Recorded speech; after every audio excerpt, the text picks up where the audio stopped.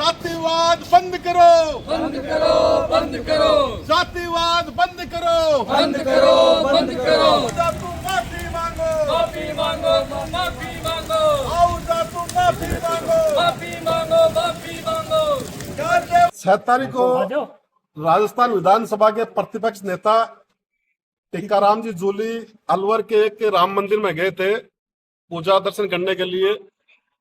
तो 7 तारीख को बीजेपी के पूर्व विधायक ज्ञानदेव आहूजा, जिसकी संकीर्ण मानसिकता है, उसने ये बोला है कि ये जो दलित है टीकाराम जूली, इसके मंदिर में आने से, प्रवेश करने से, पूजा पाठ करने से मंदिर अपवित्र हुआ है, तो हम इसको गंगा जल छिड़कर शुद्ध कर रहे हैं।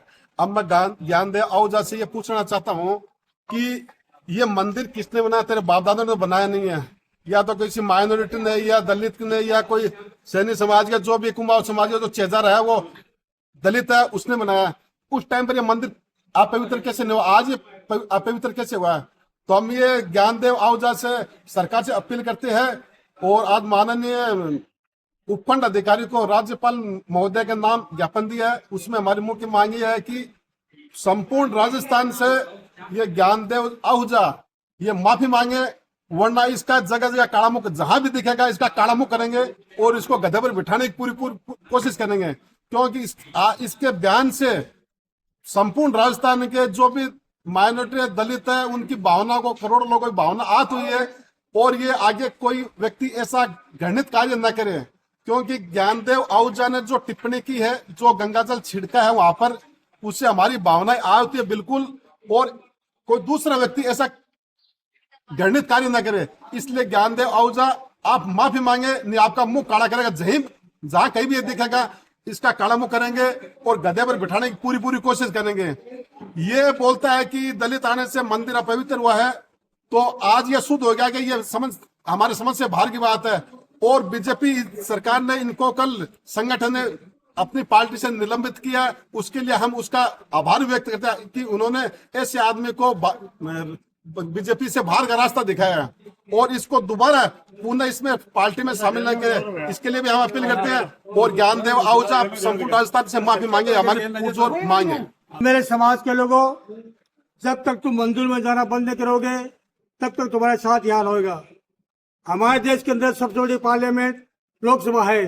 जब हमारे बाबा साहब का अपमान हमारे अमित शाह लोकसभा में कर सकते हैं, तो उनको चमचों की आदत पड़ गई है, उनकी चमचों की आदत पड़ गई है।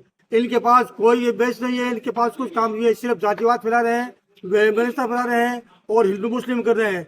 और जो ज्ञानदेव आहूजा ने जो बयान दिया है, ये तो कहते माफी मांगो।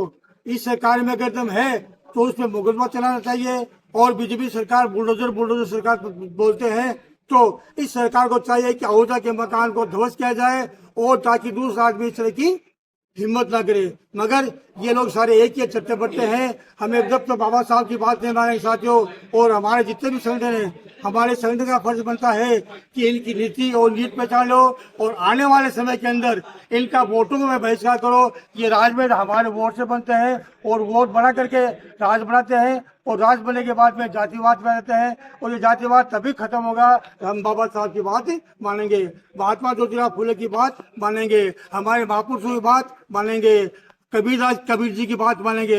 जब तक हम हमारे महापुरुषों की बात नहीं मानेंगे, हमारे साथ ऐसे ही जुल्म जाति हो रहेगी। और इस जुल्म जाति का मुकाबला करने के लिए जितने भी 80% है, 90% है, उनको एक होना पड़ेगा। और काशीराम जी ने बाबा साहब का जो पूरे महापुरुषों को पढ़ा था, जब तक बाबा साहब का मिशन पूरा नहीं होगा कि इस मुल्क की पार्लियामेंट में तुम कब्जा करो, जब कब्जा कर लेंगे तब इनको होश हो जाएगा कि जातिवाद क्या होता है। और मैं पुरजोर अपील करता हूँ कि आहूजा पे मुकदमा चलना चाहिए और मुकदमे के साथ साथ अगर सरकार नहीं चलाती है तो सरकार की इसके अंदर बदनीति है। जय भीम जय भारत। आहूजा नाम के एक मुखौटे ने जो किया है उसकी इतनी हिम्मत नहीं है। ये एक मानसिकता है जो देश में चलाई जा रही है, दलित विरोधी मानसिकता, जो दलितों को रोंद कर एक वर्ग विशेष को सत्तासीन बनाए रखने के लिए, दलितों में जो जागरूकता है उसको टेस्ट करने के लिए पहले बड़े बड़े नेता, इनके बड़े बड़े विचारक आरक्षण हटाने का मुहिम चला रहे थे। उसका जवाब लोकसभा चुनाव में मिल गया। उसके बाद देश के गृह मंत्री जो एक पार्टी के अध्यक्ष रहे हुए हैं, वो बाबा साहब भीमराव अंबेडकर के खिलाफ टिप्पणी करते हैं। ये दलितों का जो सहन शक्ति है उसको टेस्ट कर रहे हैं। ये एक टेस्टिंग की एक श्रृंखला है। राजस्थान में नेता प्रतिपक्ष एक बहुत बड़ा पद होता है, मुख्यमंत्री के बराबर का पद होता है। उसके साथ ये व्यवहार करके दलितों में एक संदेश दिया जा रहा है।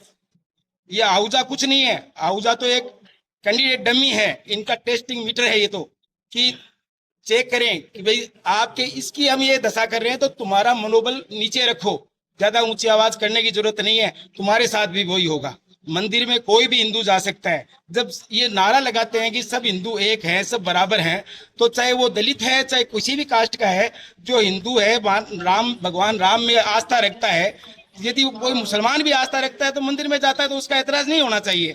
एक दलित समाज के इतने बड़े पद पे आसीन व्यक्ति के साथ ये जो करते किया गया है, मंदिर को वो स्वच्छ करने के लिए गंगा जल डाला गया है, जिसने डाला वो तो है क्या स्वच्छ, वो तो पात्र है क्या वो मंदिर में जाने के लिए? उसके कृत्यों को देखो कि भगवान राम के आदर्शों को वो मानता है कि नहीं मानता है।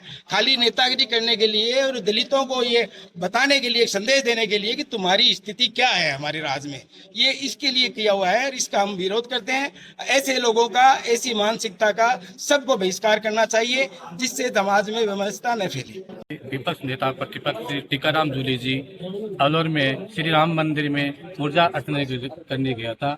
उसके दूसरे दिन ज्ञानदेव आहूजा ने वहां जाकर उसका अपमान किया कि जो कल टीकाराम जूली जी जो दलित परिवार से जो आ रहे हैं, उसने जो पूजा अर्चना की है, इससे ये मंदिर अपवित्र हुआ है, तो गंगा जल लाकर उसको हम शुद्ध करते हैं। तो इसके लिए हम पूरी दलित समाज उनका विरोध करते हैं। ऐसे मतलब पूर्व विधायक रहा बीजेपी का, ये अलवर की जनता भी उसको नकारती है। और मैं तो सोचता हूँ कि उनके घर पर बुलडोजर चलाए और पूरी दलित समाज, पूरी भारत से वो दलित समाज से माफी मांगे, अन्यथा पूरे जो करोड़ों लोग हैं वो रोड पे आएंगे और उसको माफी मांगना ही पड़ेगी।